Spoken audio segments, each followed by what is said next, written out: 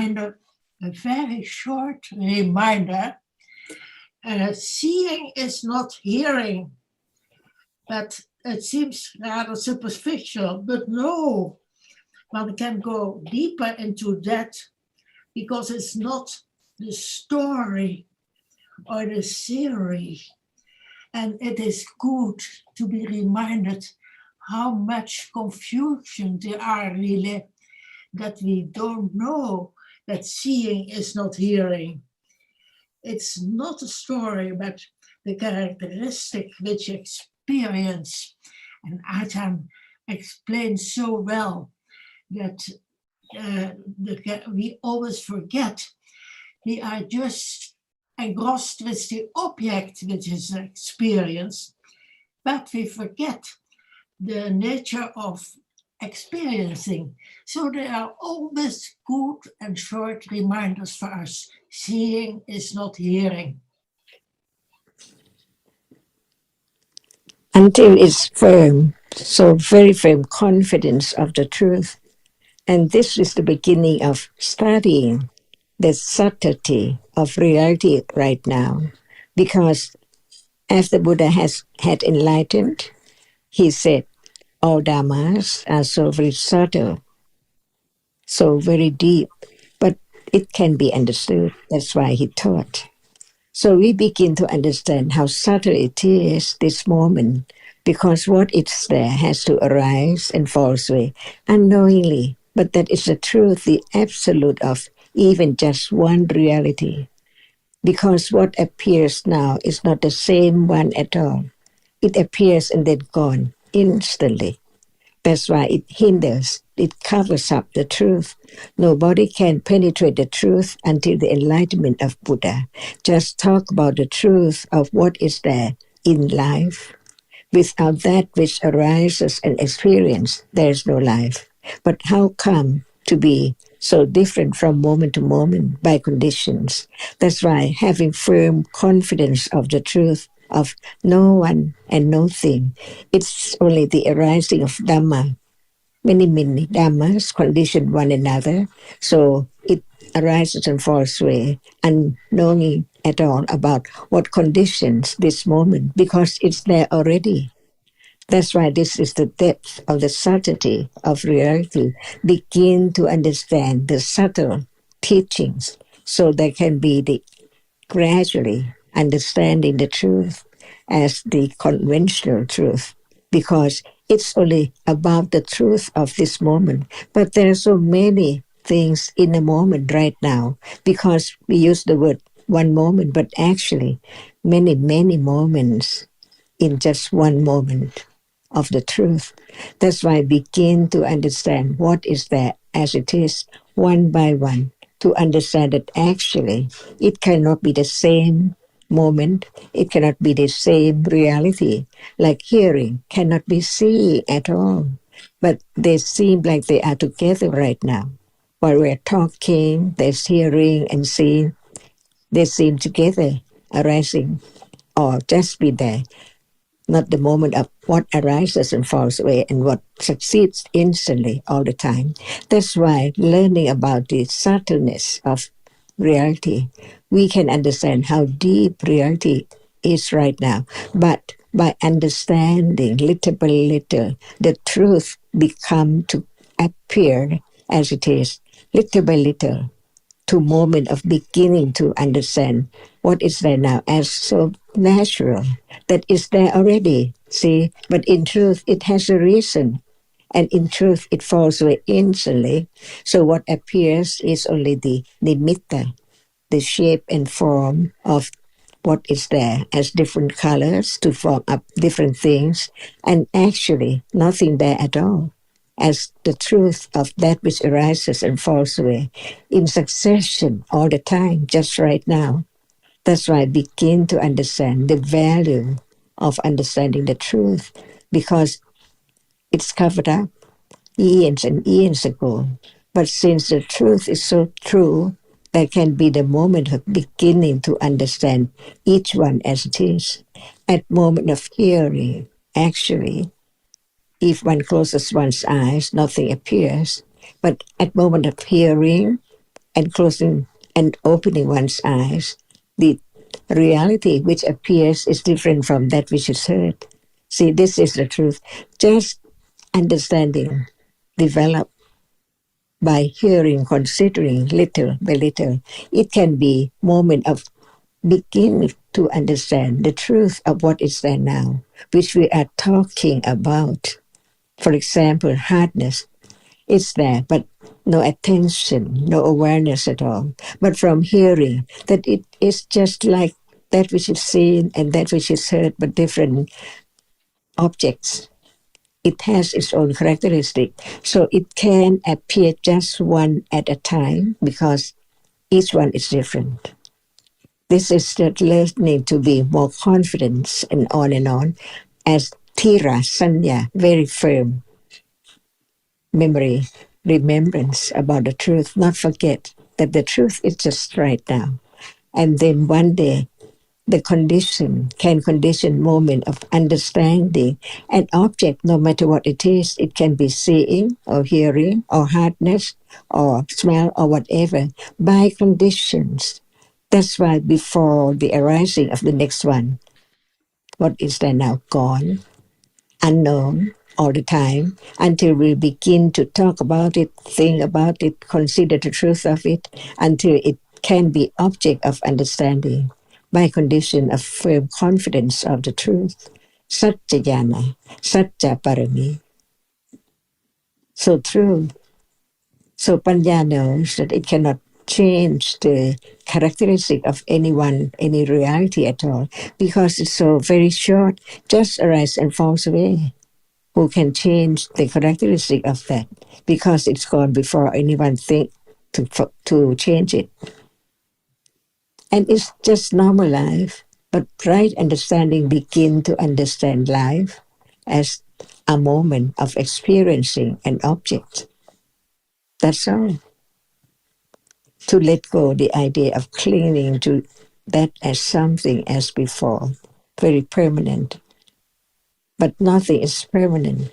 The dear one's gone, everything now, so very shortly, unknown all the time, and what succeeds just seems like the same at all.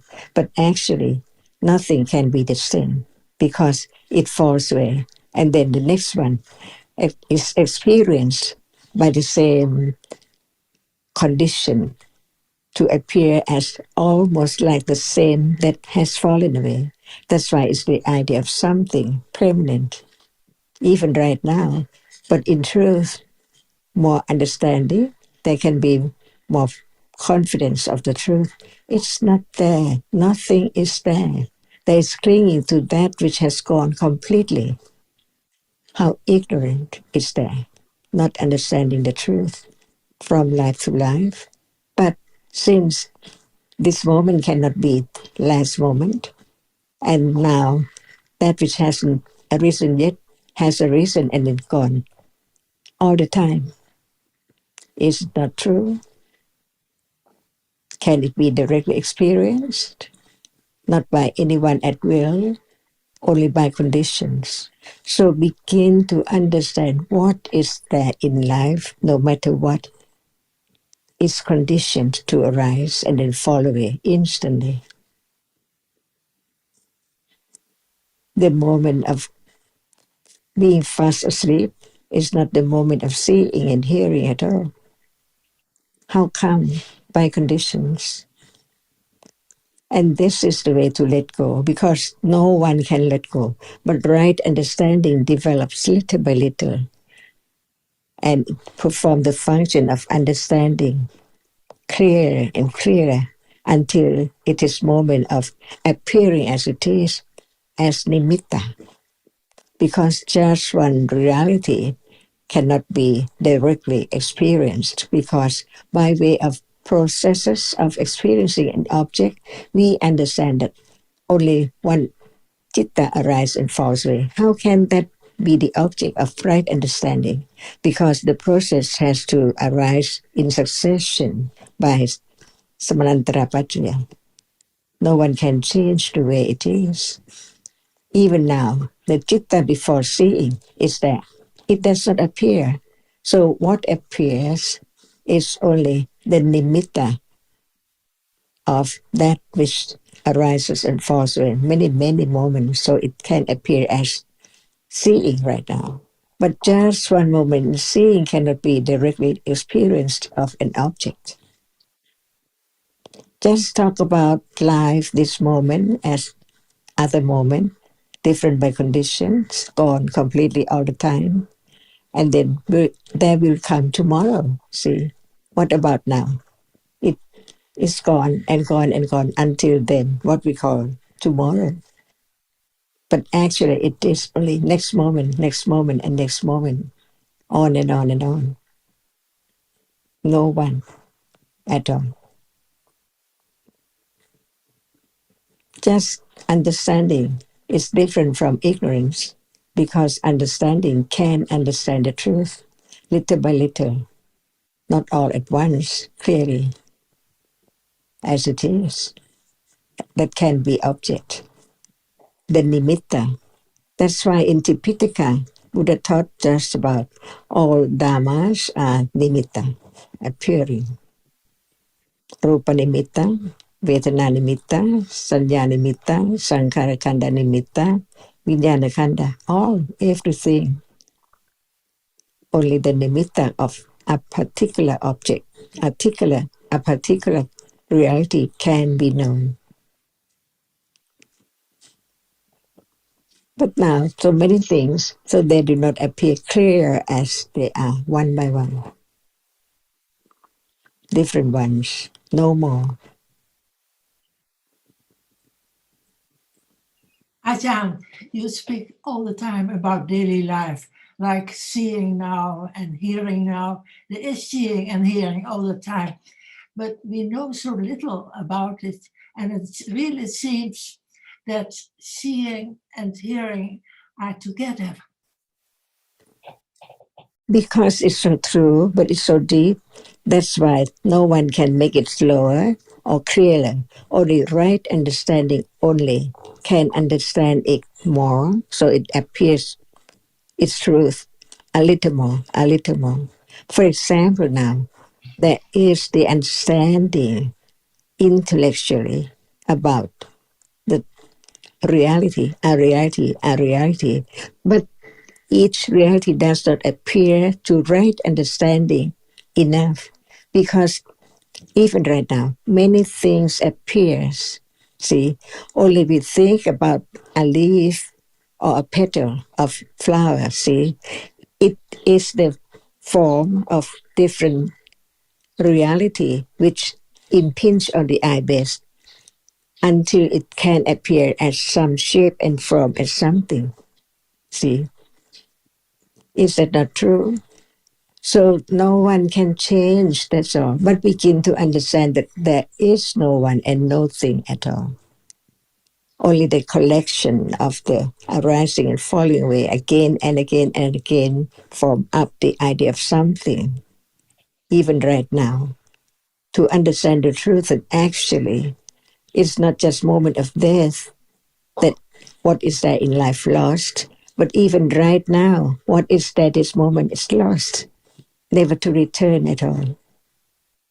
No one can stop the arising of the next one, and no one can make it arise at all. It has conditioned for its arising right now. That's why learning to understand each one as it is like hardness, it can be directly experienced to body sense only. No matter one opens one's eyes or closes one's eyes, hardness cannot change. When it's experienced, its character is just, it's hard. No idea of what paper or pen or anything at all, only hardness. But the shape and form of that condition, different idea about it as something.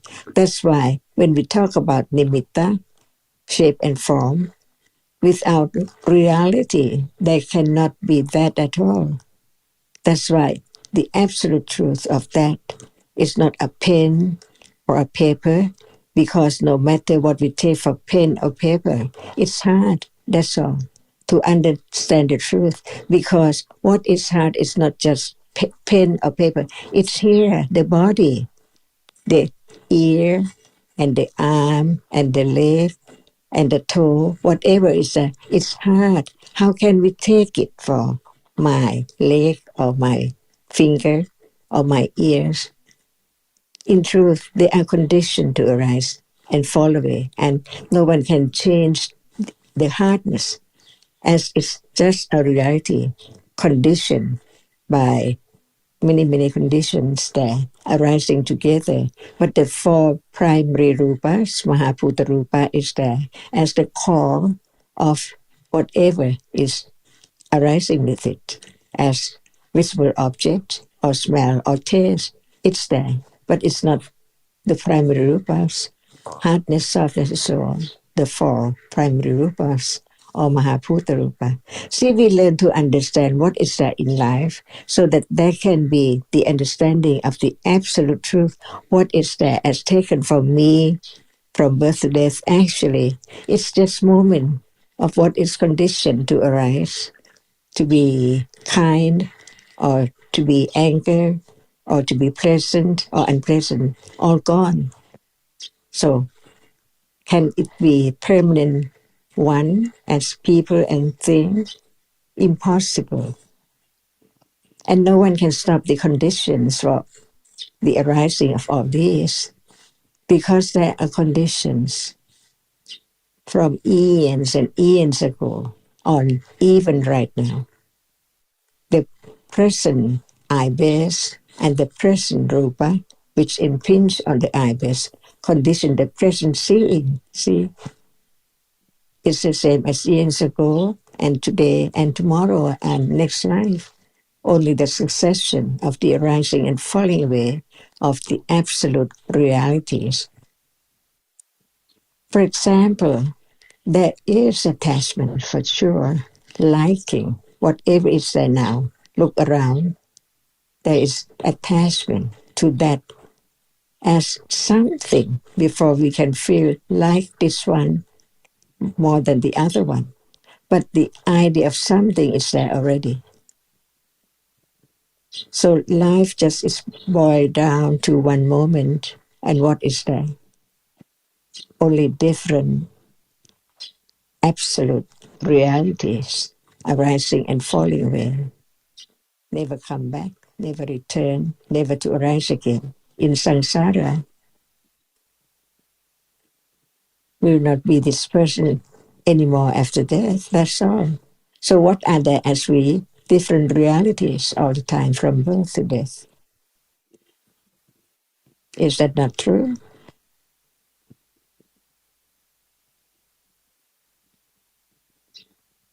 So what is there? Experiencing, seeing, hearing, sometimes pleasant, sometimes unpleasant, by condition. And the condition is the cause, the Dhamma, to condition moment of vipaka. No matter it is phassa or vedana or cetana arising with seeing, it's conditioned by the same Dhamma. So Dhamma does not produce just vipaka citta, but also mental factor which are vipaka from that Dhamma too, same Dhamma, to arise, not just one vipaka or moment of result, but many moments from such deeds in the past. Who knows? Uncontrollable, from moment to moment by conditions. And Nina, I agree with your observation that to us it seems that seeing and hearing can occur simultaneously. But of course, we understand at an intellectual level from our study of the teachings that that is not the case, that each arises momentarily, but they so rapidly that it gives the appearance of simultaneous arising. Yeah. So I'm wondering whether you raise this point because you have difficulty conceiving that possibility, or whether you are just wondering about at what point the understanding comes to see the reality as it is.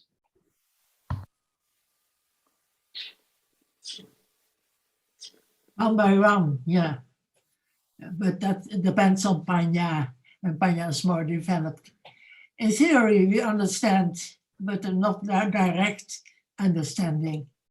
Right. And the theory is acceptable or plausible for you. Is that right? Yes. But it's just a matter of the understanding not being sufficiently developed. Right, yeah. Right. Little by little, as Ajahn always says. And but there's no particular way for understanding to be developed so that it sees one aspect or another of the Dhamma, is there? So the point at which it becomes apparent to understanding is really down to conditions also, isn't it? So it depends what characteristic is appearing, and no thought about is Panya developed or not. It depends. Right. No one can control it.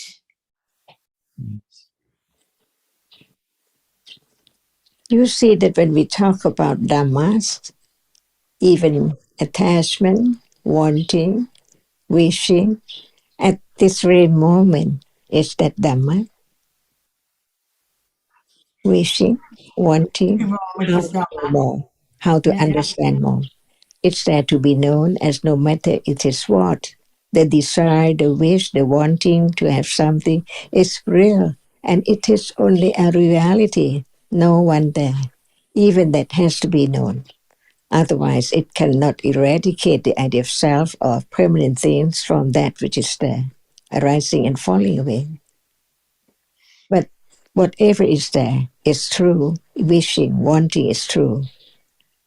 We change the object of wanting with attaching to other things. Not to have such cake or food, but to understanding it, what is there as it is. So learning to understand that even that is not I has to be developed too. Otherwise it follows all the time from this to that. Unseen, unknown, wishing, wanting, craving, attaching. That's why we talk about whatever is there as it is, not self. And clinging is always there from moment to moment, so much that is natural, so common that it is unknown because it's so very common. From moment of opening one's eyes, waking up, it's there already, wanting to get up, walking to the washroom and so on. See, every moment is motivated by that reality which wants or clings. That's why to understand that even that is only a reality. No one can make it arise at all, but it has a reason by conditions. By understanding it little by little, one gets familiar to Dhamma, no matter what Dhamma is there. Not just wanting to be familiar to this Dhamma only, not the other, but to any Dhamma. Until the familiar of the understanding, the reality right then as just a reality, develop on and on and on and on. That's why Tira Sanya, not forget what is there as a reality, see. It's hard, see, but no understanding because it's touched almost many, many moments in a day. Unknown as it is, as it's not anything there, just hard. That's why right understanding develops from intellectual understanding.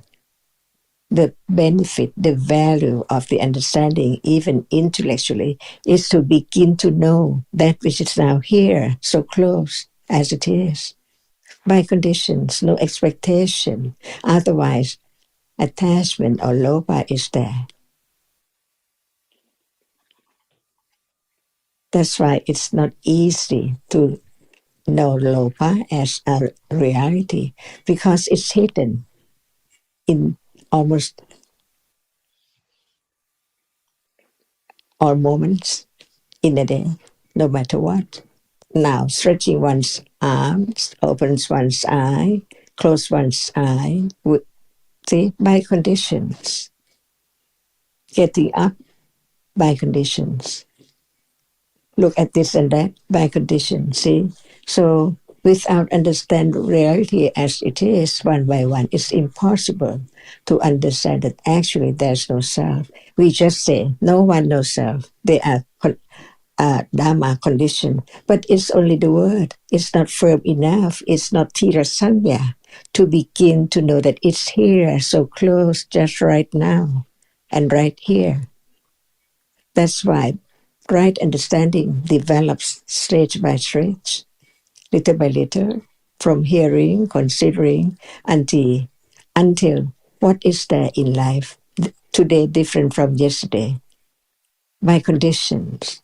And Sankarakanda performs that function each moment too.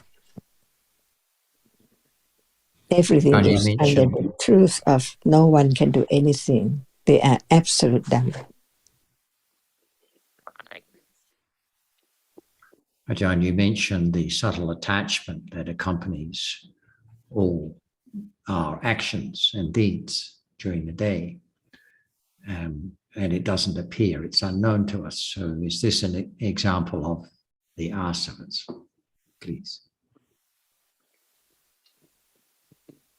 Even right now, see, we learn about what is there, but we are not familiar to the characteristic of that which is here and now.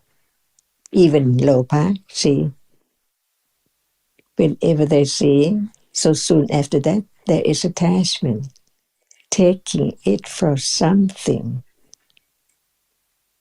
even not understand what word we use for that, but it's something already.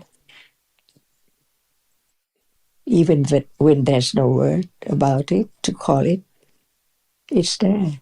Attachment to what is there. Whatever is there, when there's no understanding, is object of attachment. For sure. That's why now we learn to understand attachment, the hidden attachment. Even right now, after seeing, see, it seems like there is only seeing, only the nimitta of seeing, or the nimitta of that which experiences. Because before seeing, there is seeing. After seeing, before there is seeing, there is that which experiences an object which is not object of seeing. And after seeing, even it experience or share the same object, but it does not perform the actual moment of seeing. What appears is only the characteristic which experience unknown what is what.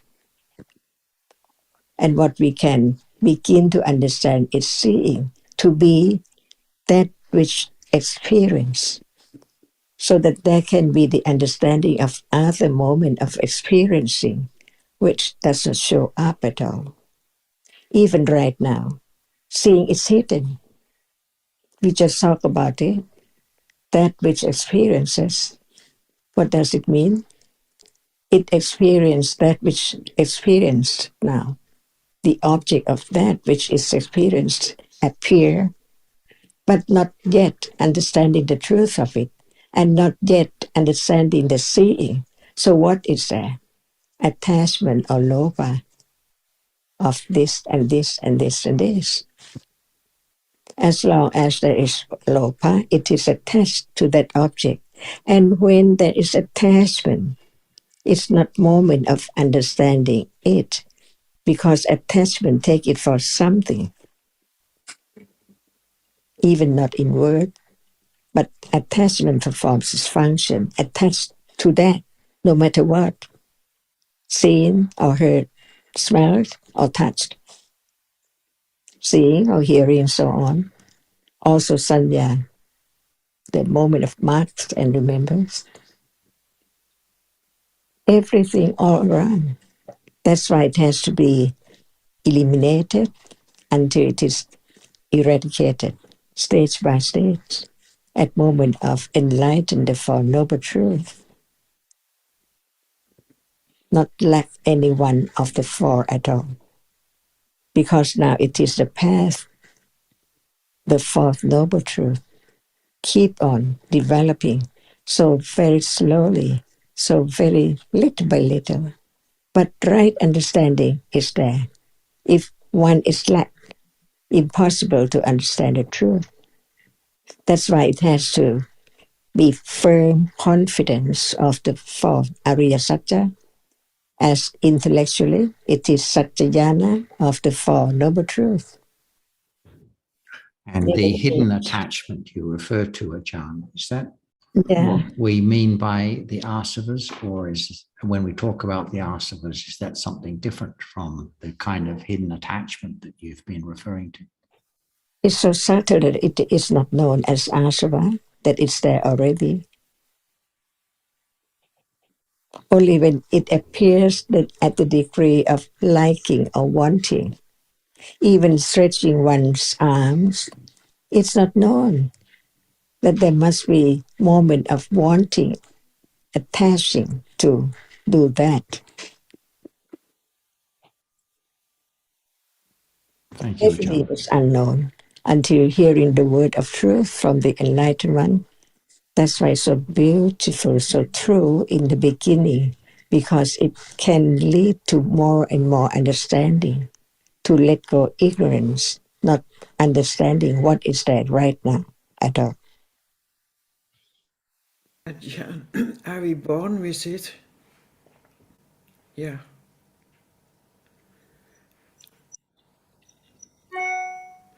Sorry, what's your question, Jyotika? Are we born with it? Yeah, are we born with it? With the attachment, you mean? Yeah, with the greed. Attachment. Are we born with the attachment? That's why we have to be clear understanding of what is born. See? Is born, yeah.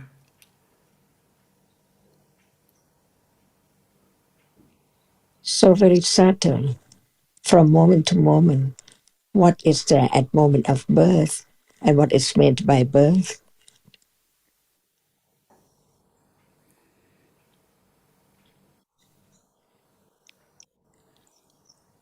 That's why vipaka is the result of karma, and for akusala karma, the vipaka cannot arise with akusala reality.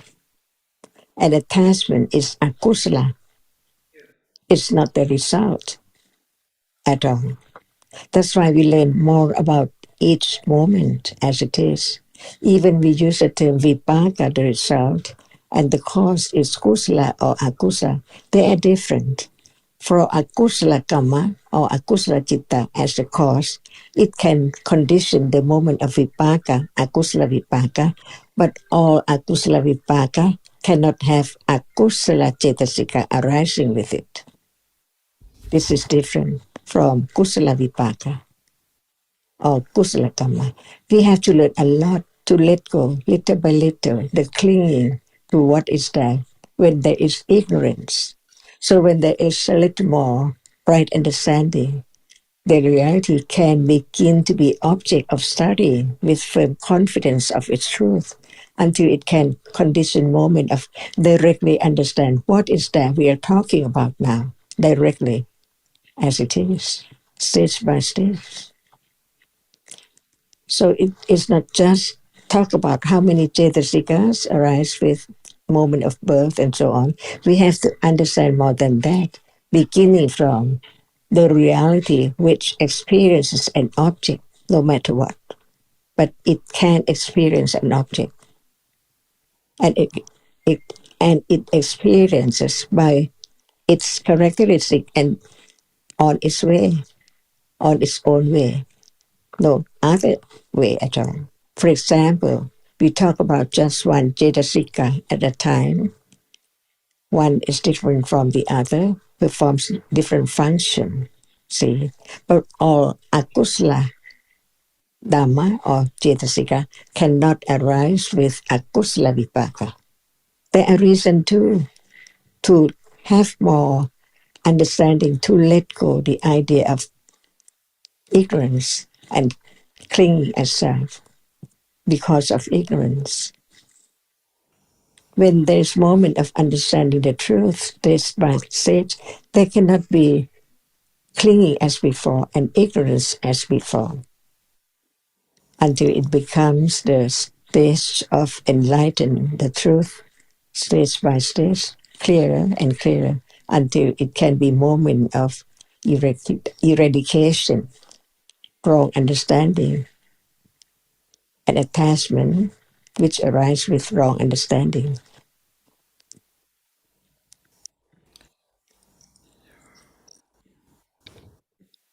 So Jyotika now, the clinging now, the attachment that arises now accumulates. So the tendency is there. So even at moments of seeing and hearing, when attachment doesn't arise, the tendency is there. The anusia of clinging is there, ready to condition more attachment to arise in future. If there's a lot of attachment to cake, that tendency of clinging to cake accumulates because of memory and because of thinking about it and because of the attachment to it. And so even at those moments when there is no clinging, such as the vipaka moments like seeing and hearing, or the kusala moments of kindness or generosity, there's no clinging, but the tendency is still there, ready to condition more clinging when there is an opportunity. And at birth, it's just the same. At the moment of birth, there cannot be any clinging at the moment of patisandhi citta, but the tendency of clinging, which hasn't been eradicated yet, is there, latent, ready to condition clinging whenever there's an opportunity, whenever akusala cittas arise, conditioned by the previous accumulation.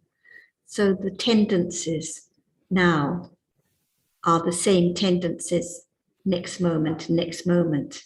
The clinging just continues to accumulate, just as the understanding now becomes a little more like adding salt to the ocean, a little more, even though it's not seen. And at the end of this life, it's just like now, just another moment, another vipaka citta that arises, just like the cittas that arise, the bhavanga cittas in between the processes. And those tendencies are all continue to be accumulated until the akusala is eradicated, stage by stage.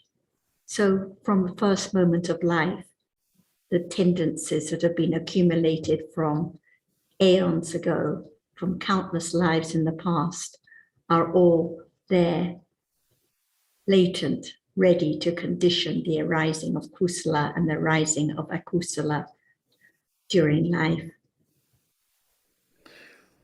Does that make a little more sense? Yes, but the tendencies, the tendencies are also coming with vipaka, isn't it? So we have to distinguish between what is vipaka, the result of karma. For example, seeing consciousness now, hearing consciousness now, the birth consciousness now. These cittas are vipaka, the result of past karma. Seeing is not a tendency, it's just the result of karma. The seeing doesn't accumulate. The hearing doesn't accumulate. It's just the result of karma. It's not cause, but what we refer to as the tendencies, the kusala and akusala tendencies, these are cause. They lead to more accumulation and they lead to more karma, which in turn will bring result in future. So the accumulation and the tendencies refer to the citas and cetasikas that arise in between vipaka citas, the kusala and akusala moments only. Yeah. Okay. So in conventional sense, we can say we are born with attachment, but it is rather coarse. It's not so precise from moment to moment, more in a general sense. Yeah. But I thought of it when I saw the sentence from Sarah that you wrote, when we are driving, there is just akusala. When we drive, and there was a sentence wherein was that when we are driving, it's just akusala. And then I thought, is that true? perhaps what I was saying is like when focusing on the cooking or the driving or taking the exam, the concentration that is apparent is akusala concentration with clinging, unknown. But in between the thinking with akusala citas, there must be the moments of vipaka, the seeing, the hearing. Seeing and hearing are not akusala. They are a result of past karma. But the thinking and the focusing usually is with ignorance and attachment, completely unknown. So the concentration that is apparent at those times is akusala, not kusala concentration, as with moments of kindness or understanding.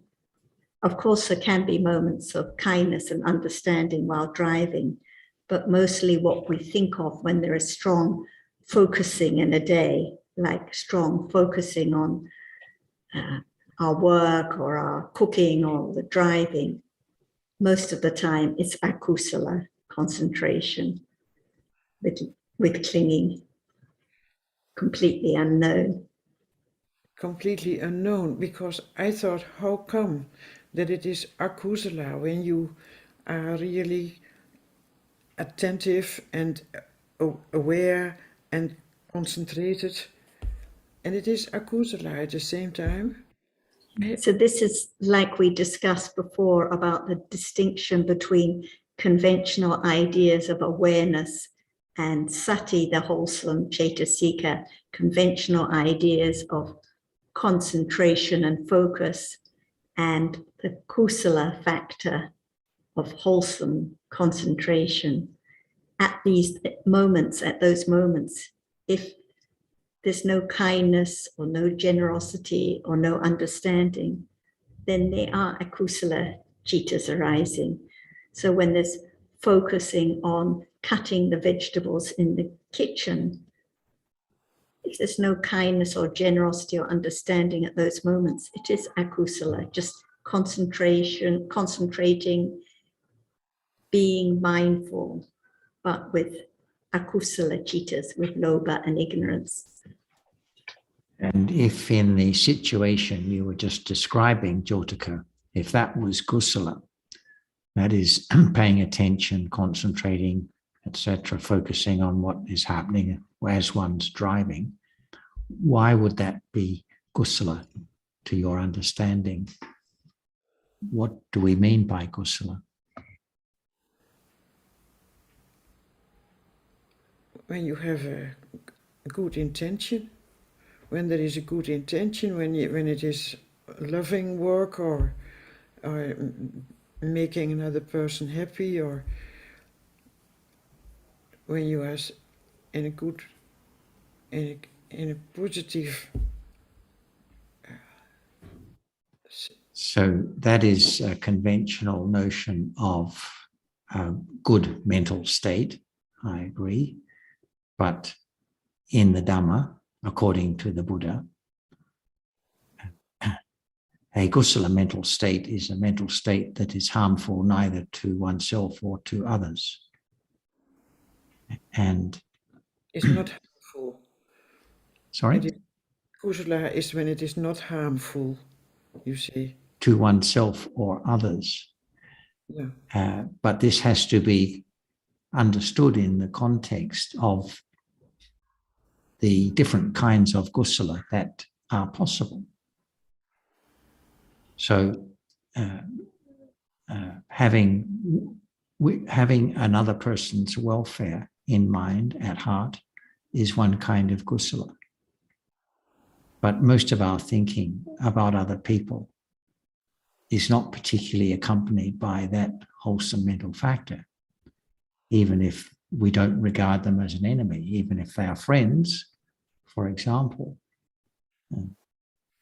The most common mode of mental state is attachment, because that's what's been accumulated much more than the wholesome mental state. And we have to bear in mind that the difference between wholesome regard for another and attachment, subtle attachment, does not depend on how we feel about our mental state or the other person. It depends on it depends on the mental factors or the roots of the consciousness. And so this can only be known by understanding. It can't be known by a kind of sense of our feeling about the mental state, because that's not precise enough.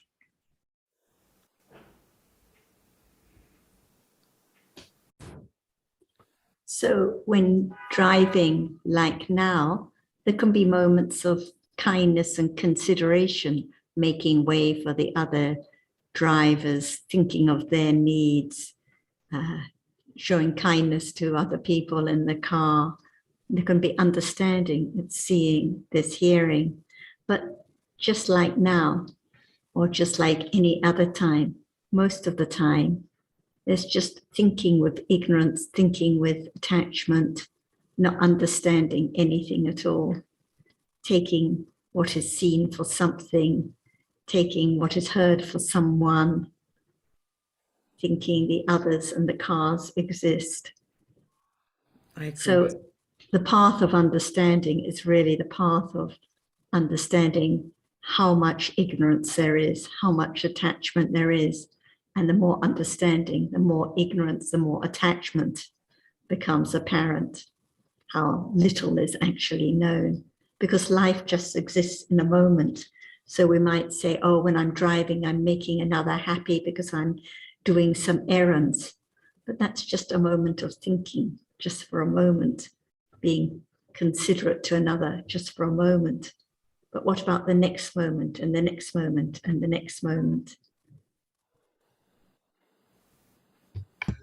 Sarah, can I clarify that the tendencies that we have towards wholesomeness and unwholesomeness are in the seeing, even though they're not manifest? So seeing just experiences a reality, but the tendencies must still be there. Otherwise, they wouldn't be able to show up later on. Right, they're carried in each chitta, every single chitta in life. So the last moment of life, the chuti chitta, the tendencies are there, latent. And the next moment, the birth consciousness, even though it's vipaka chitta, kusala or akusala, no akusala, chittas can arise, chaitasikas can arise at that moment. But still, the tendency is there in that chitta and at each moment. So now, even at moments of kindness or moments of seeing or moments of hearing, the tendency for ignorance and attachment, all tendencies, kusala and akusala, are carried with each chitta during life, ready when conditions are right to condition the moments with kusala or akusala. Yeah, thank you. That's cleared up that point. Yeah.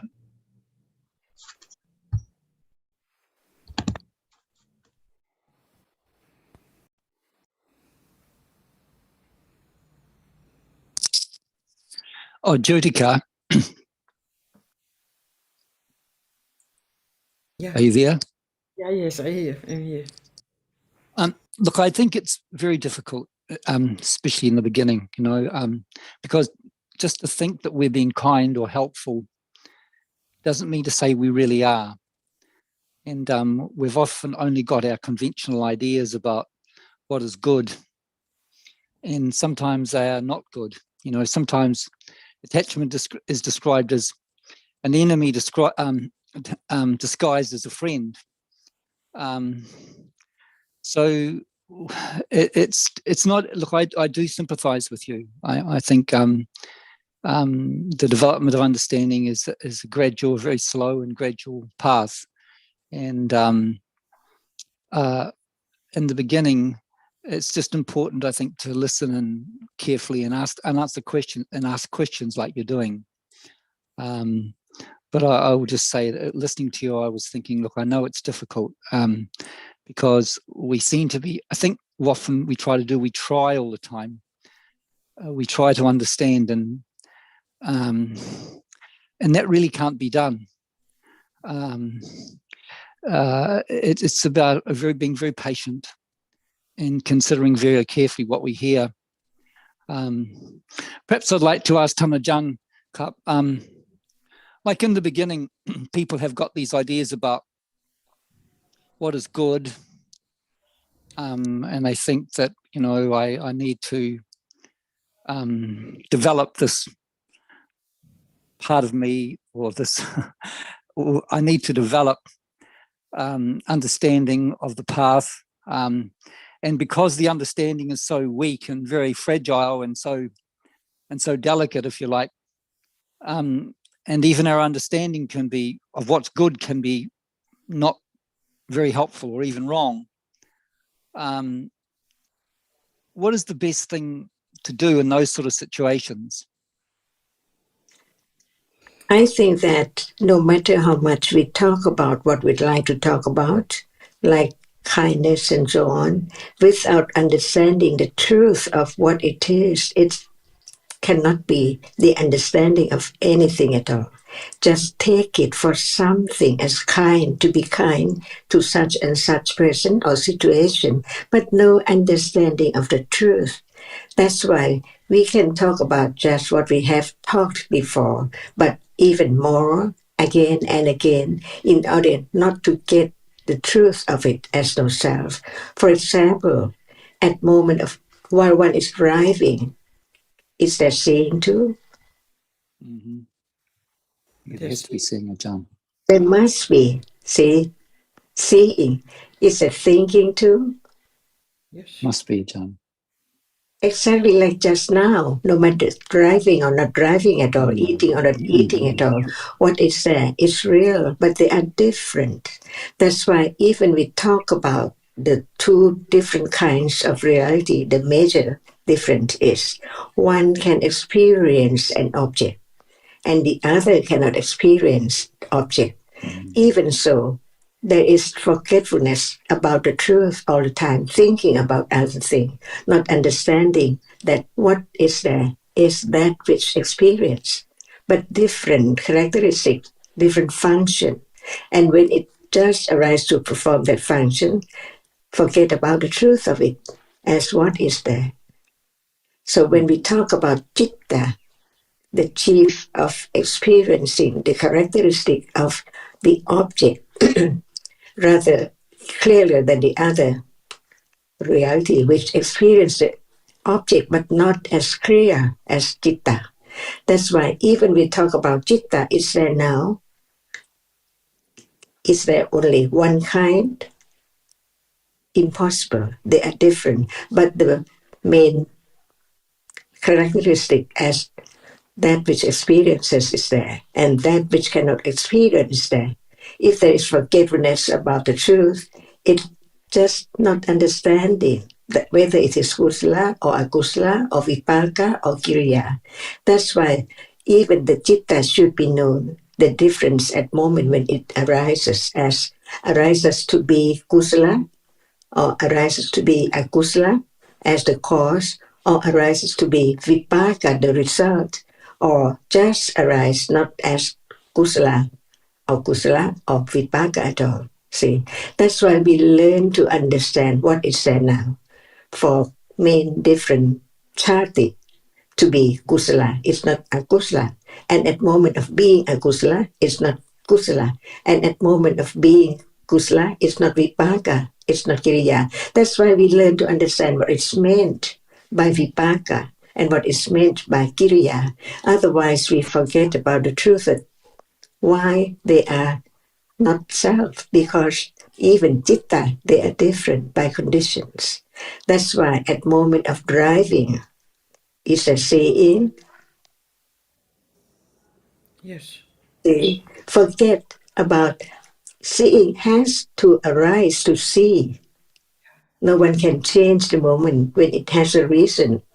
Not having it arise impossible because it has a reason by conditions, but no understanding that it is vipaka citta, not wholesome or unwholesome. To be clear about the difference between the cause and the result. That's why from birth to death, there are different jittas. Some are kusla, some are akusla, and some are vipaka, and some are kiriya. To be known as they are can condition a little bit of letting go the idea of self, and they cannot be mixed.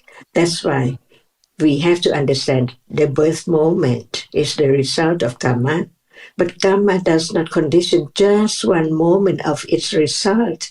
More than that, that's why we learn that after birth, what are there as the vipaka, the result of the karma, the same karma which condition the patisantichitta or birth consciousness to understand the function of many karmas, which one is ready to condition its result just at that very moment, not by other karma. That's why to learn to understand each moment as not self at all. That's why to understand roughly that at moment of birth, it has to be the result of one karma, and the other karma is collected to arise to be able to be conditioned for the happenings, the events in life. No choice. No one can make anything arise, any situation at all, by conditions. That's why by conditions, it's learned to understand that actually there's no one, only conditions.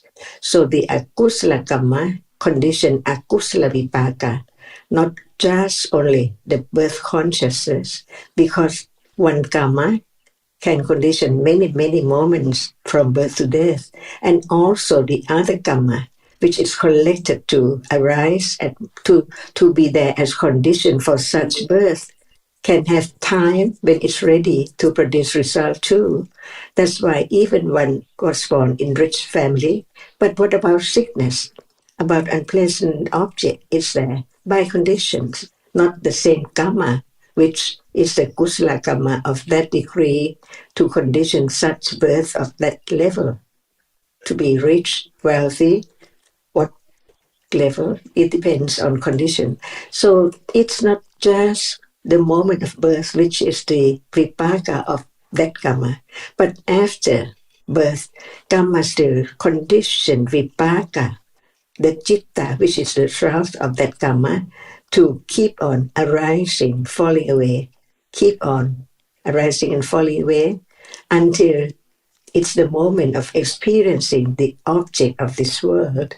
Because the citta, which perform the function of birth consciousness, cannot experience the object of this world, because it has to be to have the object which arises before last life, death. That's why at moment of birth, the object is not known because it's not the object of this world, not of the six-door worlds at all. That's why learn to understand life. Nobody can change. Everyone is the same. What condition birth consciousness has fallen away, and then the next moment is conditioned by karma to perform the function of not birth, but keep on that life, to be that personality or life until death comes. That's why the second function of vipaka after birth is pawanka.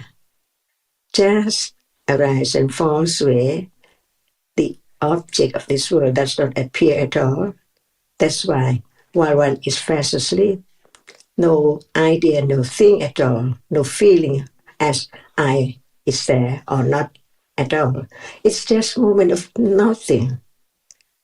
Even mind or process is not there. Just unknown object at moment of bhavanga.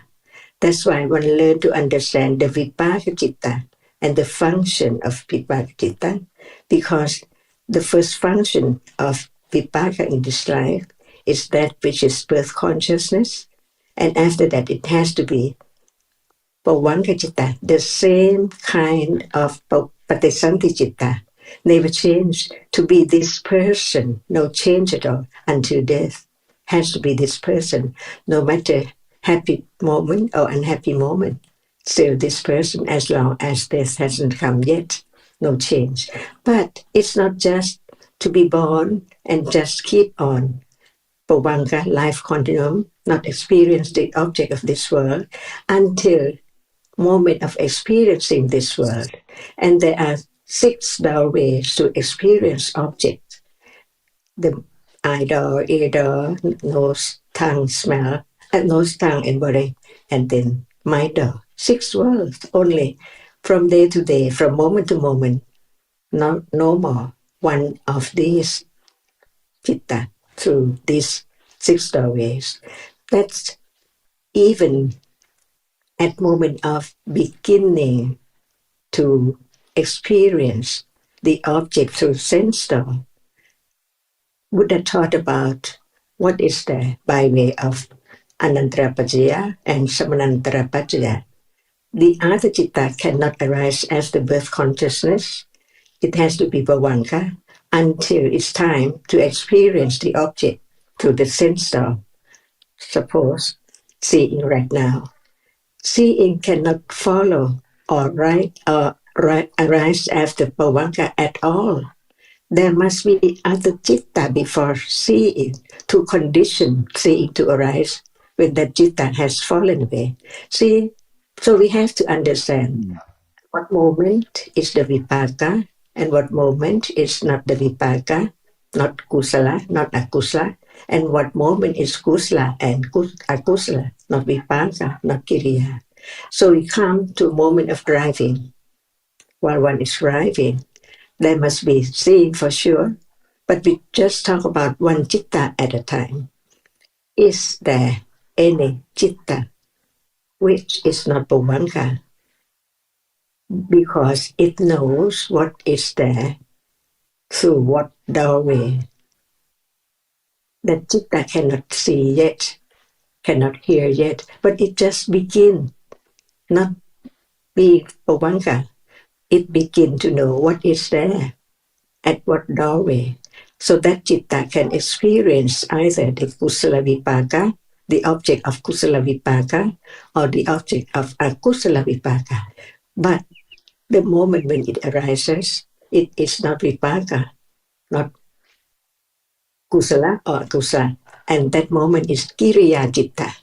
See, learn to understand what is there from moment of birth up to now and on until death and on again, next life and on again, until the end of conditions for anything to arise, which has to be by understanding. So it let go wrong understanding and all akusala and kusala, which are conditions for vipaka. That's why even while one is driving, many different cittas, some is kusala and some is akusala and some is vipaka and some is kiriya. Otherwise, they cannot be understanding enough to let go the idea of self. And this is only intellectual understanding, which will lead to a moment of direct understanding of that which is now appearing. Hardness is there now. Sound is there now. Thinking is there now. If there's no understanding of these realities, how can there be the direct understanding to be sure that that cannot be taken for self because it's that, not anyone at all. So you cannot ignore anything which can condition understanding of no self. Even citta are not only kusala or akusala, but there must be the result, kusala vipaka and akusala vipaka, and there must be the citta which is not the cause or the result, which is kiriya citta. See, otherwise it's me, or I don't know what is that.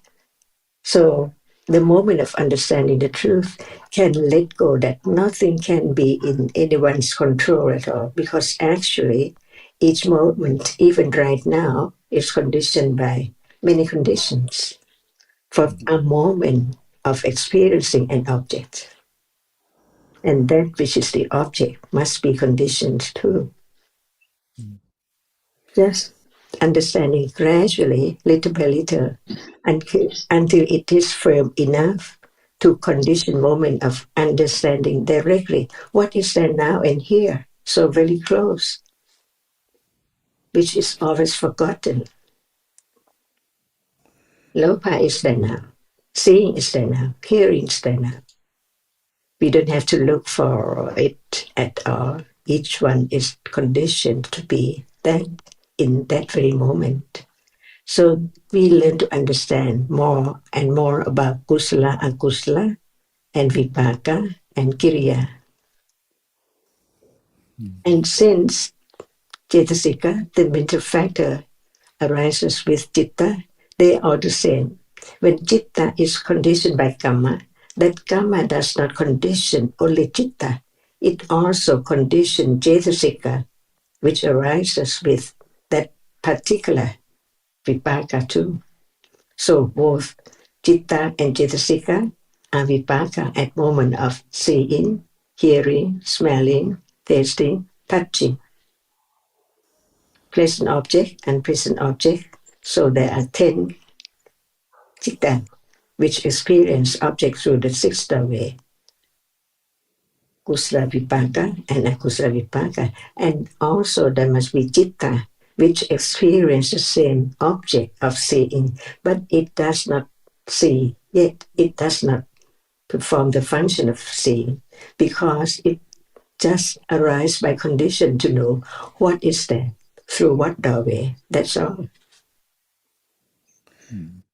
Sadhu, sadhu. But Ajahn, if there's when we speak about experiencing, the experience is also not I. Not anyone. Not anyone. It's just also a citta or citasika. A citta and cetasika can experience object, but different characteristic and different function. Because the moment of birth, it performs a function of birth only once in that life. And death is also only once in that life. But between moment of birth and death, karma condition vipaka to experience object through 5 doorways. But it makes a difference if with the driving, if I am friendly driving, it makes a difference. I mean, why do we say that it is akusala? Because the seeing is not the moment of being compassionate, being kind at all. Even there's no seeing, there can be kindness. There can be a moment of understanding the other as the same citta, cetasika, and rupa. So we have to understand each reality at a time. Even cetasikas which arise with seeing, it's not citta, it's not seeing. So seeing is only seeing. And what is it? The moment of experiencing visible object. That's why it cannot hear, it cannot think. It just arises to see by condition, by karma in the past. Who knows what karma? Many karma, uncountable. Which one is ready to condition seeing right now or any time? By different karmas, it can be the same karma as birth consciousness, or it can be by different karmas Who knows? But when the object is unpleasant, it is the result of akusala karma. When the object is pleasant, it's the result of kusala karma. But even so, who can tell whether it is pleasant or unpleasant? Because like or dislike arise after seeing. We cannot judge by the object which is pleasant or unpleasant in our own idea, but it has to depend on its nature to be pleasant or unpleasant. That's why people like different things, different smells, very fragrant or whatever. It depends. Different kinds of flowers, different smell. And by accumulation, there can be different like and dislike at different moment too. By conditions all the time, when there's more understanding of the truth enough to directly aware and understand what is there, is what we have learned about it. Like hardness, see, it cannot change. Before we talk about it, it's hard. And when we be aware of it, at moment of being aware of it, it's hard. Nobody can change. But right understanding or no understanding or attachment is there by conditions. That's why each moment in life can be known by study about it one by one, enough not to mix them up as prejudice is not attachment, see? And chanda, the interest, is not lopa. They are so very close, but they are different, as no one and no thing at all. The more understanding of the truth of reality, it can let go the idea of self from moment of even intellectual moment, but it's not strong enough to eradicate the clinging to that until it develops on, seeing, understanding what is there, which is not known before at all as it is. For example, now, touching, see, it's something touched, but actually, at that moment, can be the understanding of that which touch and that which is hard, depending on conditions. Otherwise, how can there be the elimination or letting go the idea of self, even if so very little, but it's there, and it will develop on until it's strong enough to see it clearly at that moment. The other object does not appear together. That's what it's meant by clear, clearly experience the object, clearly understanding at that very moment. Otherwise, we just talk about how clear, how much, but from now, we know that what we are talking about is there, and we just talk about it to know the truth of it, to condition moment of seeing, there can be the understanding of the truth. At moment of touching, there can be the understanding of the truth. At moment of thinking, liking, disliking, there can be understanding of the truth of no one and no thing at all. They are different, and they cannot last at all. Just no more, after it has fallen away, never to arise again. From years and years ago up to now, and tomorrow and next life, on and on and on, non-stop, as long as there are conditions for each reality which has arisen. So who is driving? See, intellectually we can tell it has to be citta, the experiencing, the seeing and hearing and thinking, and cetasikas, like or dislike, kindness or compassion. But it's only that which does not appear as the object yet, but as the story of what is there now and then, at moment of driving, or this moment of sitting and talking, exactly the same. Suppose this is a car, see? But no matter it's in the car or out of the car or now, realities cannot be changed. Seeing has to be seen, vipaka citta, see. No one can make it arise, no matter what. And citta before seeing does not appear, and the citta after seeing does not appear. So what appears is the nimitta, the marks, symbol, image of that which is the experiencing an object.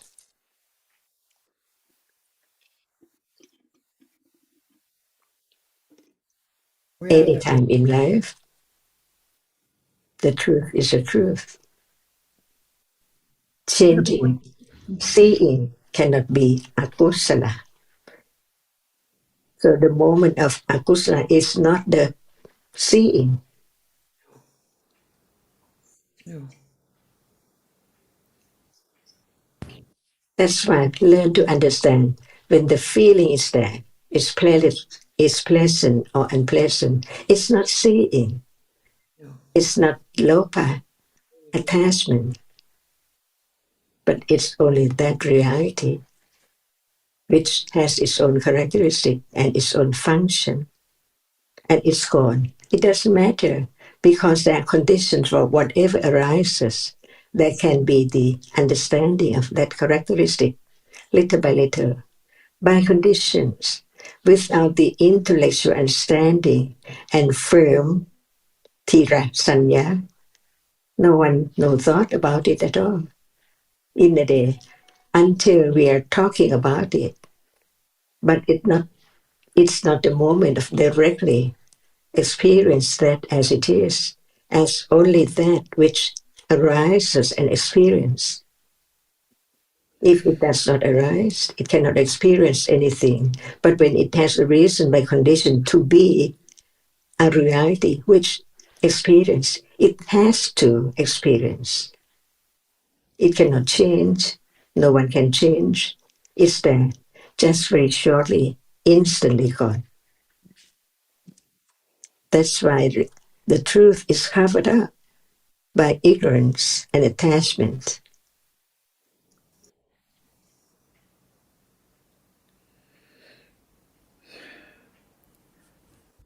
So And this Jyotika, is Buddha enlightened. so no matter what the situation we talk about, whether it's driving or cooking or watching television or now having a discussion, there are different kinds of cittas. So there cannot be kindness that lasts. There cannot be kusala cittas that last at moments of seeing and hearing and smelling, tasting, touching. There cannot be kindness at the other moments of vipaka or the kiriya cittas in the sense door process. No kindness at those moments. And when after seeing there's clinging to what is seen instantly, no attachment. When there's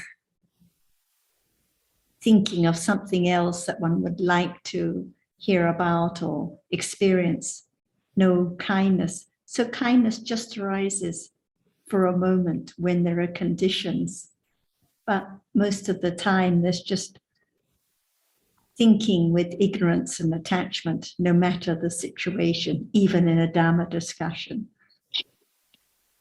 Can I ask something, Sarah? Go ahead, Jyotika. Now, at this moment, I have the feeling that I am that it is too much. That I am asking and talking too long. At the moment that I should stop, or that I should go on to something else. This is also a thought what is coming up. Right. And kusala or akusala, who knows? But no matter whether it's kusala or akusala, they're just different cittas, not Jyotika's thinking, not Jyotika's ideas. They're just moments of thinking that arise and fall away instantly. And only understanding can know at that moment what the reality is, can know whether it's kusala or akusala, but at moments of clinging, thinking, I would like to have more kindness or ask a better question, then it's just clinging again, but it's not my clinging, not anyone's clinging. And this is the main point. Whatever arises is for a moment and then gone. No point in thinking about it. And like when It's all gone. The question a moment ago, what was said 5 minutes ago, it's all gone. Like last week when Nina mentioned about her fall, and Jan's response was, it's gone. It's just the thinking and the memory that leads to thinking about it and again. But actually, it's all gone. No me, nothing that happened to me, just different dharmas. And in truth, there's only ever this moment. So at this moment, maybe there's kindness, maybe there's not kindness, but in either case, it's just a dharma that arises and falls away instantly, not worth clinging to or trying to have or dwelling on at all. So there's nothing. Exactly. Always clinging to nothing all the time. So what's the kindness a moment ago is gone. What's the use of clinging to it? It didn't belong to me. It will never belong to me. The seeing a moment ago completely gone. So useless to dwell on it or think about it or take it for my seeing. So and the hearing now, quite different. But why do we sit here to understand? To understand that the whole world that we think belongs to me and my experience, and the objects we think are experienced, the people and the places, are just figments of the imagination, because in truth, there are just different chittas and chaitasikas arising and falling away. Life is just chitta, chaitasika, and rupa, no one there at all. But just to hear it once, or just to hear the seeing which sees, is not enough. There has to be the careful consideration over and over again to really understand that there are just different dharmas rolling on, rising and falling away. Kindness doesn't last for a moment. Most of the time, no matter now or driving or any other time, there isn't kindness that lasts. There isn't understanding that lasts. There are just different kusala, akusala, vipaka, and kiriya chittas, and much more akusala than kusala. So it's just a demonstration of not knowing. It's just the understanding that gradually leads to letting go of the idea of someone and someone's experience and something that is there. Yeah. Just the letting go of the idea that there is anything other than just dharmas now. Thank you very much. I want to thank Ajahn very much that she's explaining, and now I can listen it again. I will listen it again. And thank you, Jyotika, too. We always appreciate your questions and comments and careful consideration.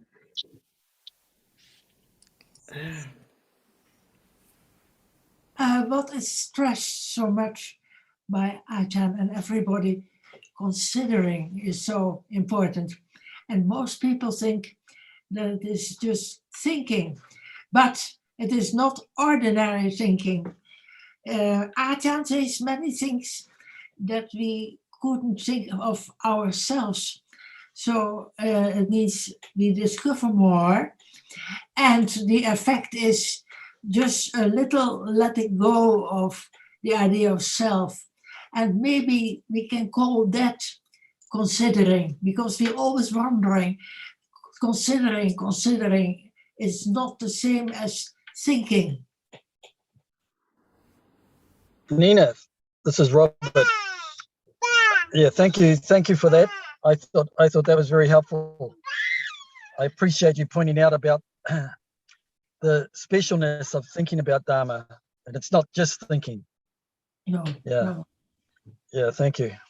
Not just thinking the way we normally think in the worldly way. Yeah, it's a little bit special.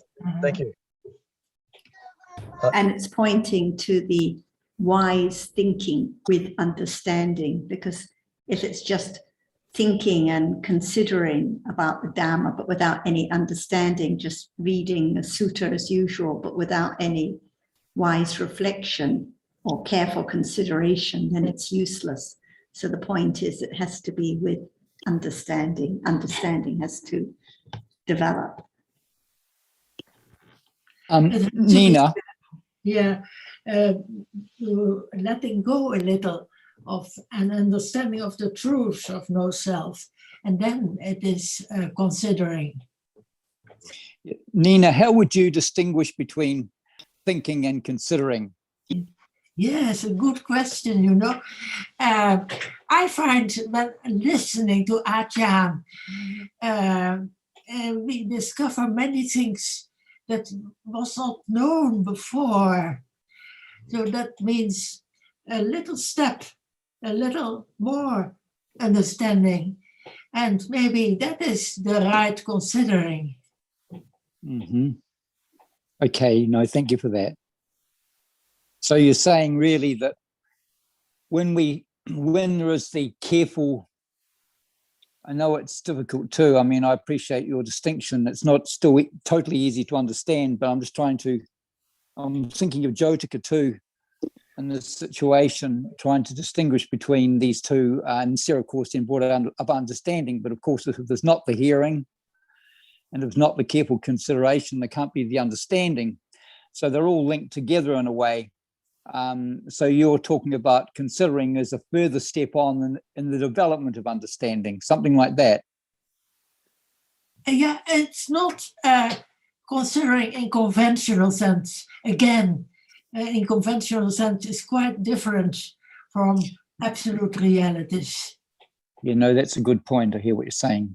So how would you distinguish the conventional thinking from, or conventional consideration from the deeper consideration that leads on to an understanding? How would you distinguish that?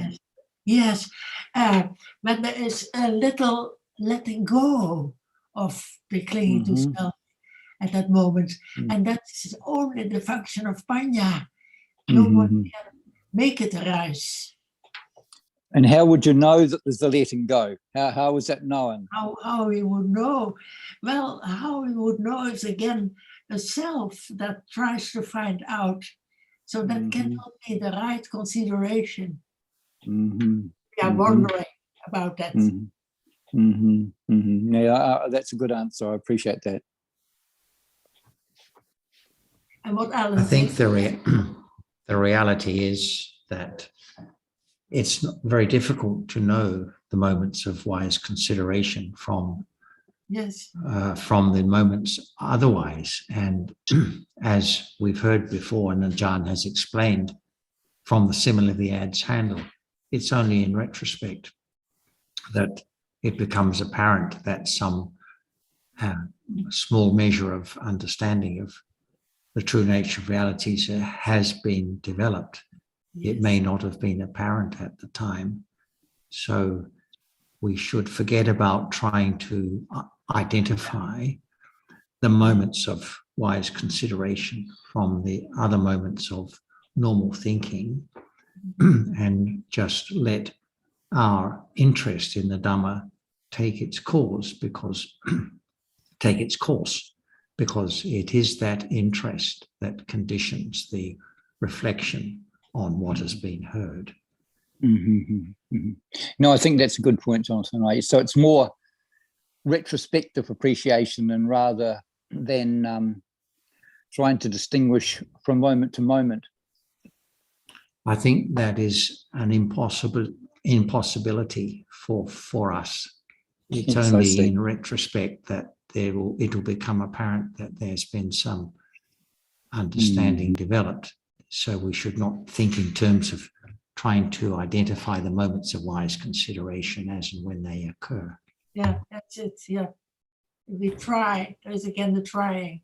Clinging is always round the corner, trying to know what isn't appearing, and actually the clinging to self is there, wanting to know whether it's wise considering or not, or trying to, like earlier, your point about seeing and hearing, and it seems they rise together, and Ajahn stressed Loba is there, wanting to know, trying to find out, trying to determine.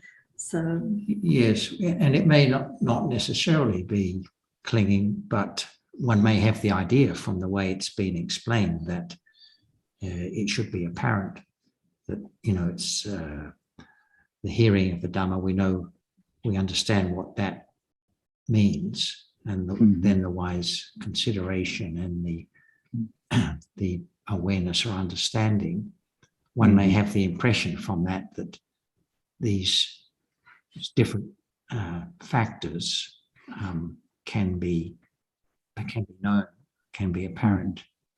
But I think from what I can gather over many years, that, and Ajahn has explained it, that it's not necessarily like that. But of course, if they are apparent, there's so much the better. But we shouldn't think that because there's no obvious moments of wise consideration that are quite distinct from normal thinking, that there's not any development of awareness and understanding, because it may be happening unbeknown to us.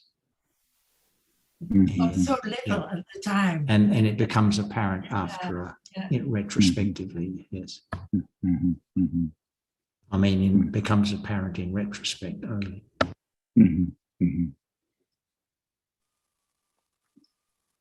The main point is that it's not my wise or unwise considering, that they are just dhammas, so that gradually there's a little more letting go to having more wise considering, to understanding more, or to knowing this or that, because they are just dhammas. So it doesn't matter at this moment what the dhamma is. Any dhamma is just dhamma, and it falls away instantly. Yes, it doesn't matter. It's very important.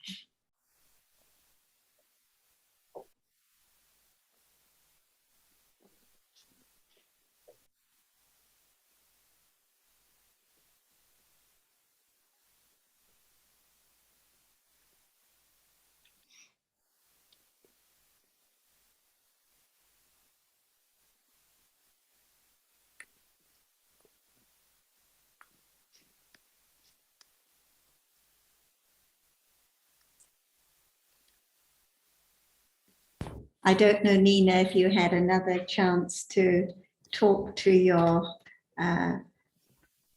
relation, your sister, was it, who, or the relation whose husband left her. And I thought the comments last time that Jan made were very useful about just no matter someone is mean or treats one badly or speaks harshly, one can be friendly, treat them like a friend, and so useless to have any sorrow or regret. And about one's bad feeling is what hurts one, not what the other says or does.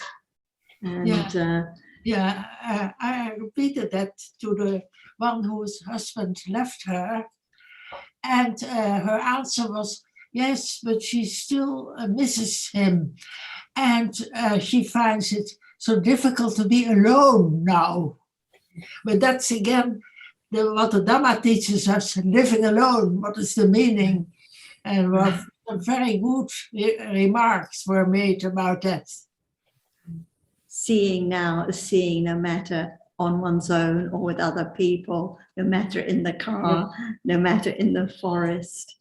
And it's just the thinking, dwelling on about oneself and what one has lost all the time. But sooner or later, one loses everything, even at each moment. What's gone completely lost. But it's just the thinking and the grieving that hurts one, not what the husband has done at all.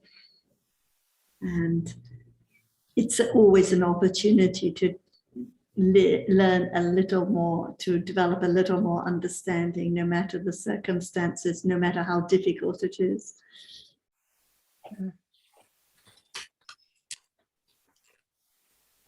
For those who haven't heard the Dhamma or don't have any appreciation, it's very, very difficult, even for those who have.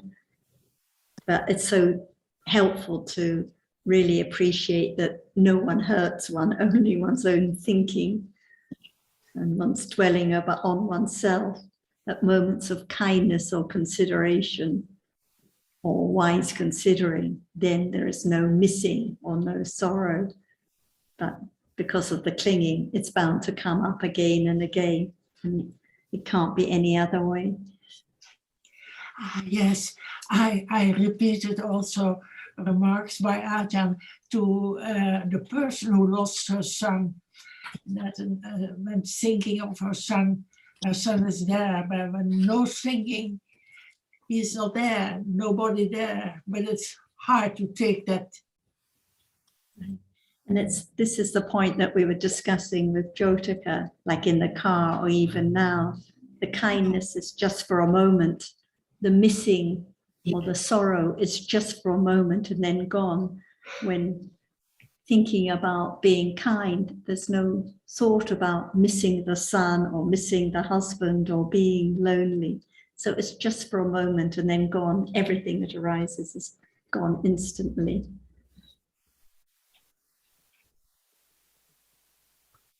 Just different dhammas, different moments of vipaka as out of karma, moments of seeing and hearing, and then the accumulated tendency to think about missing and thinking about loneliness or thinking about being kind or understanding. These are the accumulated tendencies. Yes, and then the Abhidhamma can help to know about the different processes which are gone immediately, and the different chittas with different functions. So that is a great help to know that it's gone, it's gone. Otherwise we can say it in general, and that's always superficial. And it will still be the idea of my loneliness or my missing. But Yes, when right. one studies a little more about the different kinds of chittas, then it helps to really appreciate that each one is gone instantly. The seeing is gone instantly. The hearing is gone instantly, even though it is just intellectual understanding. It's not the direct understanding of the arising and falling away of chittas, but it helps so much to understand that each reality is gone immediately, instantly now. Otherwise, they are just words when you say it's gone. No, not so much meaning.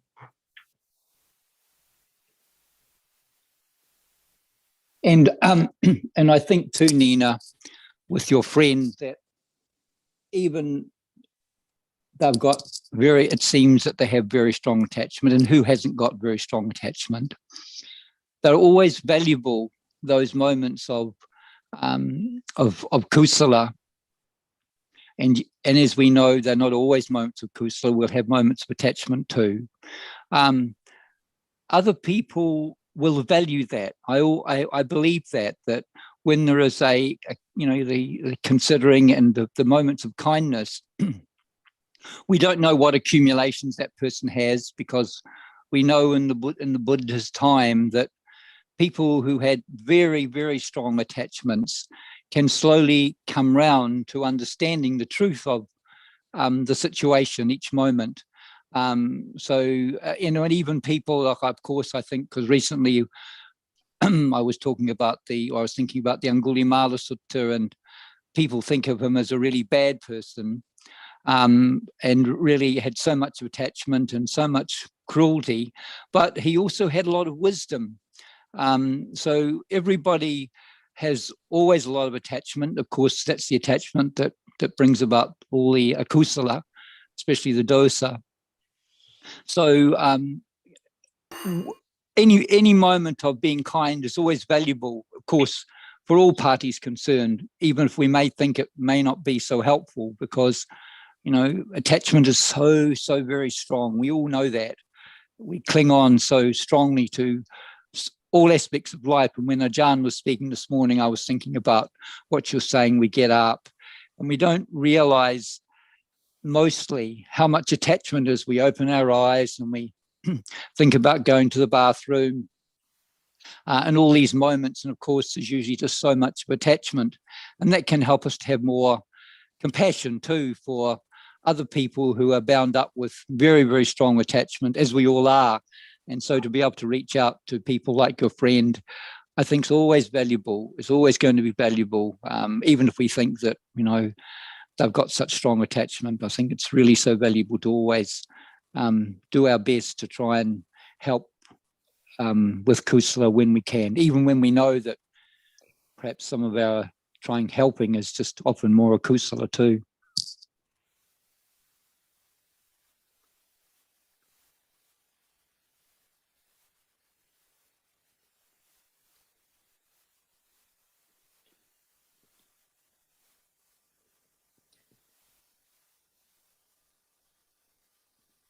So again, it doesn't matter really. It's a good remark. It doesn't matter, because if it matters, we mind so much. So Panya doesn't mind what reality appears. I heard it saying, and it's useful to know that it doesn't matter what appears, but Panya can little by little understand it as conditioned. It No, I doesn't think- mind. No, I think that's right, Nina, Sarah too. Yeah, that the more that's truly understood, it's not just a kind of a flippant comment, but it's one can begin to truly appreciate what that really means. Then that is really valuable, because there is more letting go and less hanging on, and as we know, that's always going to be valuable.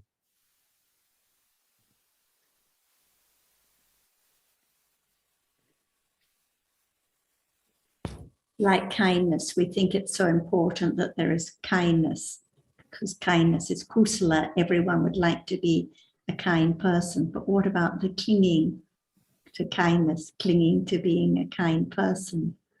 And when there's understanding, no matter it's kind chitta or unkind chitta, it's still just Dharma. It doesn't belong to anyone. Yeah. So this is the sense that it doesn't matter what appears, anything can be the object of understanding. So gradually there's a little less clinging to having this or that state for me.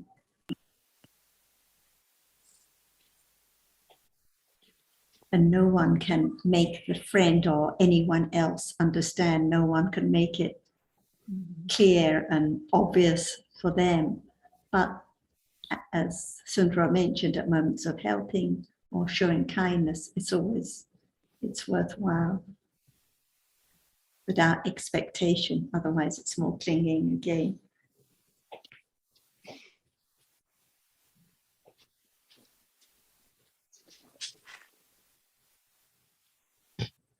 No one can stop the other one from being sad or having grief or anything else, because it's because of the accumulated tendency. It has to be like that. It's conditioned like that.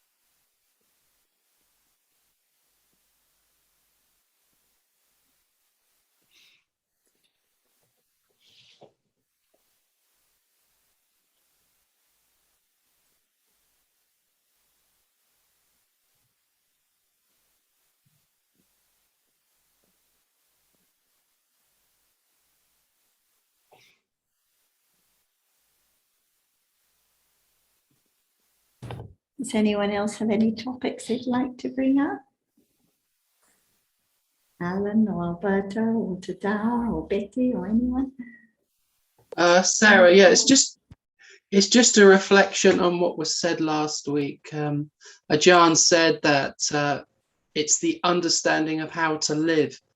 And I find that very powerful, because without this kind of understanding, our life can be unnecessarily difficult. We torture ourselves over thin air, over nothing. I should have done this, I should have done that, I could be better at this, I could be better at that. And it's all unnecessarily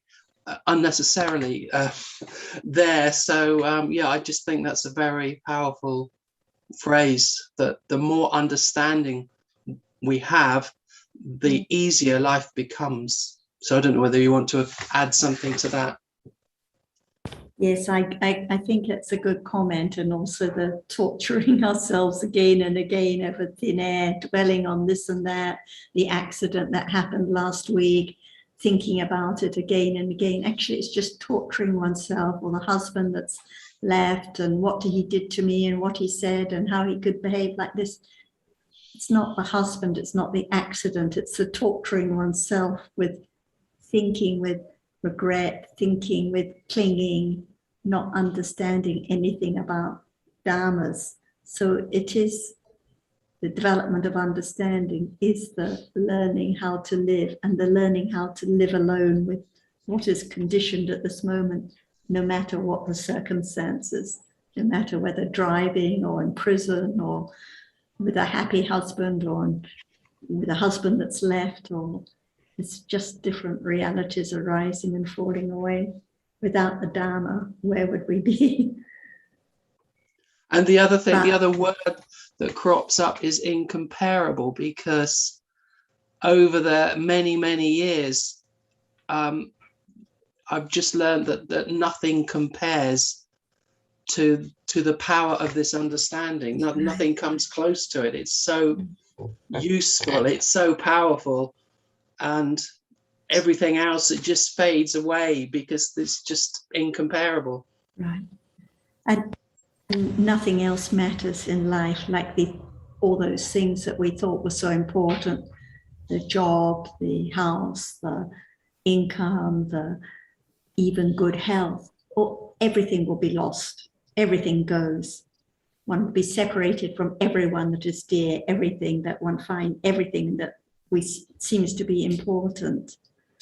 And only understanding is the only real refuge in life, or any life. And understanding conditions helps so much, that it is all by conditions, whatever happens, and then we'll torture ourselves less. Because the ignorance and attachment have been so strongly accumulated, the torture chamber carries on, the torturing is still there. It's bound to be like that. No one can stop feeling sad, no one can stop grieving, no one can stop having regrets, no one can stop clinging, because all these tendencies have been accumulated for so long. But the understanding begins to work its way little by little, gets down to the bone a little more, a little more. And you just mentioned then, Ellen, about the wondrous nature of Dhamma. It reminded me in the Mahaparinibbana Sutta, where the words used to describe the Dhamma is miraculous. Well, it's actually the word is patiharya, which is really better translated as wonder-working nature of Dhamma. Dhamma has a very wondrous effect, and that's truly described as such. So what you were saying just reminded me of that it's quite amazing in some respects, and that what a gift it is, one can begin to appreciate at a very, beginner's level, how wonderful Dhamma is. And Dhamma is the greatest miracle, really. Yeah, that's a good remark. It's described as such in that section that you're asking once about, Nina, about its wonder-working nature, its miraculous nature. And sometimes I don't feel easily about the word miraculous, because it has other connotations that may not be so helpful or so accurate, but it's because of the nature of understanding. And sometimes when I can consider that, because attachment is so deeply rooted, it seems so such an enormous task. I know that's often a lot of kusala and more attachment, often more dosa usually. So it is an amazing thing that little by little wisdom can grow, and that's part of, in view of all the akusala, and that akusala, as we know, can be understood as such. We can't control the reality that appears, no matter what it is, whether it's dosa and more dosa. But we know that with understanding, there can truly be more, as what Nina was saying before, it doesn't really matter. Not just said with, flippancy and the kind of not really caring, but that can mean when it's said with more understanding, it doesn't really matter. That can be truly, a step in the right direction, and that can lead to that better appreciation of how wondrous the Dhamma is.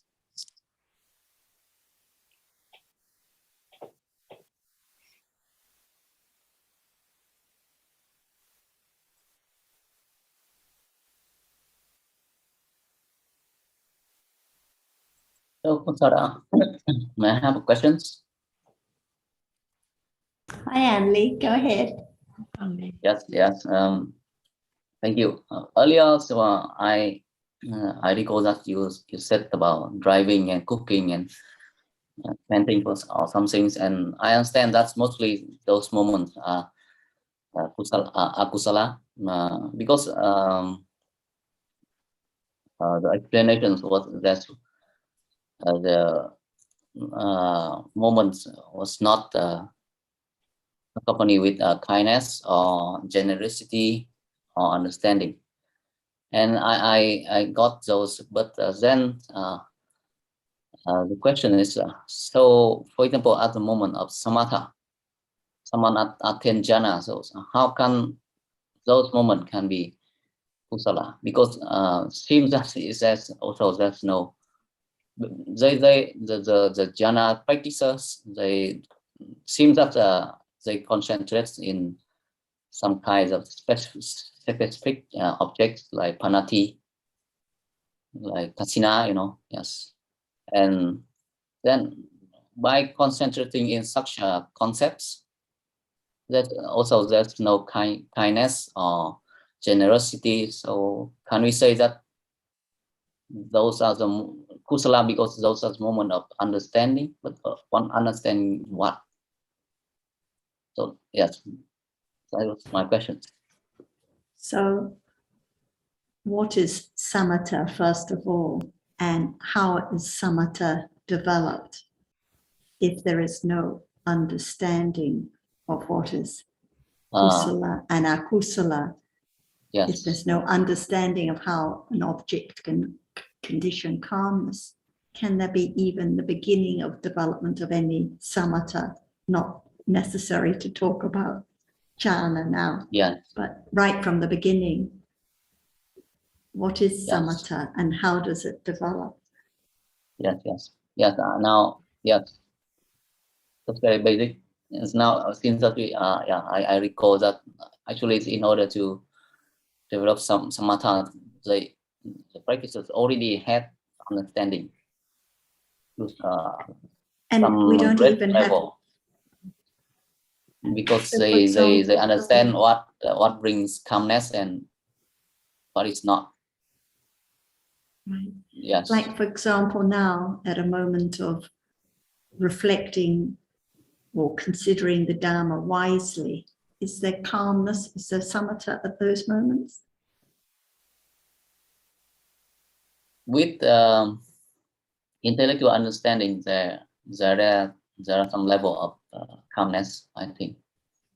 If the citta is kusala, it must be calm. There is passaddhi, cetasika at those moments. So at any moment of kusala, there must be passaddhi, cetasika.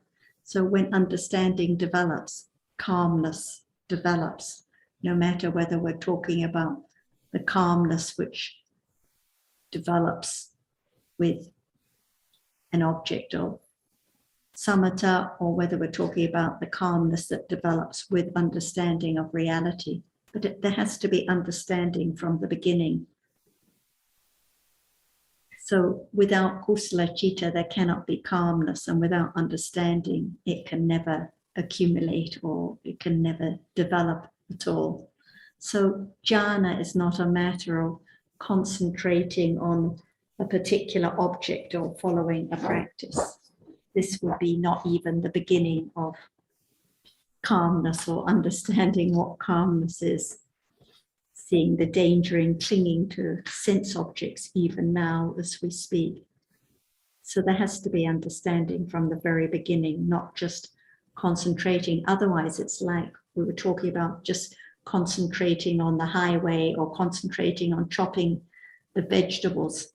The concentration, why is it kusala? The same thing. If one's concentrating on breath or concentrating on death, it's just concentrating with clinging, nothing calm about it at all. It can never lead to any development of samatha. So from the very beginning, like now, there has to be understanding of what calmness is and why the citta is calm. And for Yes. example, So for the person, let me just summarize.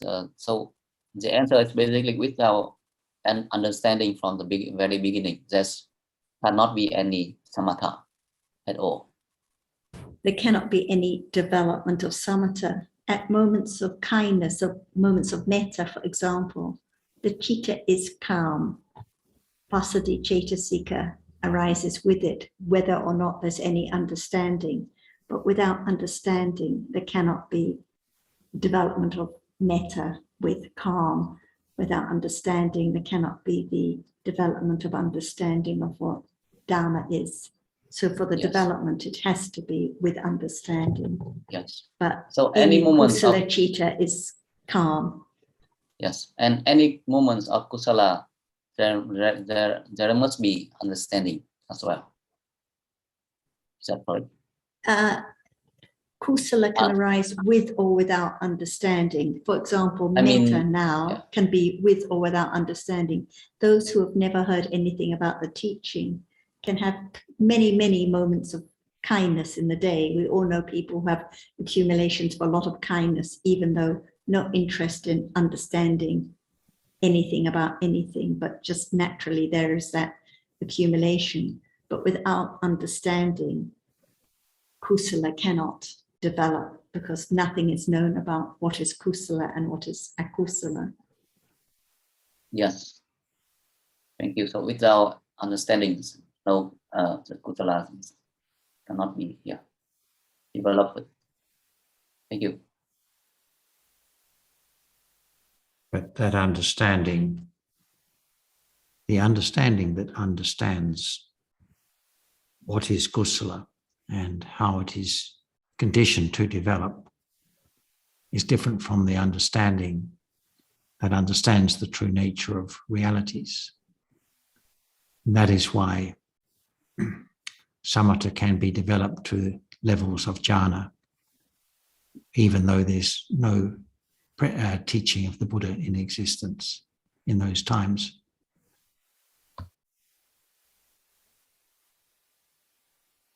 And I was thinking also, Unli, isn't it, that when the Buddha was first enlightened, after he was enlightened, the first people he thought of were his two previous teachers who had developed jhana to very, very high levels, because he knew not only their accumulations, no doubt, but they did appreciate the very fine levels of kusala that's needed to take them to that enable them to develop jhana to that very, very high level, which and that's a very sophisticated level of understanding at that level of wisdom, and he knew that they had developed that and appreciated those very high levels of kusala. But we can't say. I'm sort of wondering when I say this. These people who develop this very high level of kusala, it would seem to me that they would also appreciate the Dhamma mostly. I can't imagine somebody who had developed jhana to that level. Perhaps Tanajan, I could ask that question. You know, I'm thinking, Tanajan Cup, of the Buddha's two teachers in his last life, Alara Kalama and Uddaka Ramaputta. Of course, the Buddha could not speak to them, you know, because they were born in the Arupa Loka, so they couldn't hear the Dhamma. But I'm wondering if you have developed jhana to that very high level that they had, I find it difficult to imagine that they would not be interested in the Dhamma or have at least some accumulations for satipatthana and for the development of panya at the level that the Buddha was enlightened. Not, of course, that the level that he had developed, but at the level that they would be able to appreciate the Dhamma and become enlightened. Do you think it's possible, and perhaps this is a very speculative question, that people who have developed jhana would not be interested in the Dhamma? That does not seem possible to me. Does anyone know that clinging to the object can condition dukkha? Does any? So the question. Seeing, hearing. Well, yes, they did. They must have known that. They would have known that clinging to any sensuous object was problematic. If one does not see the danger of experiences sensuous object, can there be moments which try not to experience that because it brings the sorrow or dukkha, but no idea or no understanding of the truth of no self at all? Right. Only understanding the danger of clinging to the sensuous object.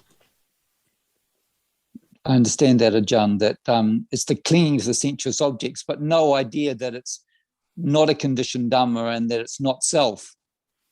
That is another level of understanding. And Ajahn, that clinging to self can be as strong as clinging to sensuous objects, can't it? But it depends on understanding the truth. When there's no understanding the truth, one might think that one have less clinging to the self, but actually the anusaya is there. And also other conditions too. All depends on conditions. And we have, on the other hand, people like Angulimala, who was killing so many people, but he had the accumulations to understand. So he understood and became an arahata. But without the words of the Buddha, he cannot know what's right and what's wrong. The path leading to let go the idea of self, the clinging to the realities. And what I'm trying to say is that even with the right words of the Buddha, for someone who has developed a lot of panya of the samatha level, may not appreciate the teachings. So we cannot say who will be and who will not be, yes, depending on the accumulation of right understanding in the past. Just our expectations, like the Brahmajala is full of all the different kinds of wrong view relating to those who have attained jhana, taking it for being the final deliverance and taking it for one's own experience. So no reason at all why those who have attained jhana should have more understanding of Dhamma as anatta than anyone else, just depending on accumulations when they hear. And that's the point that we're discussing with Nina. It doesn't matter whether the reality experienced is jhana, citta, or extreme anger, or any other reality. It's still just Dhamma which arises and falls away to be known when it appears.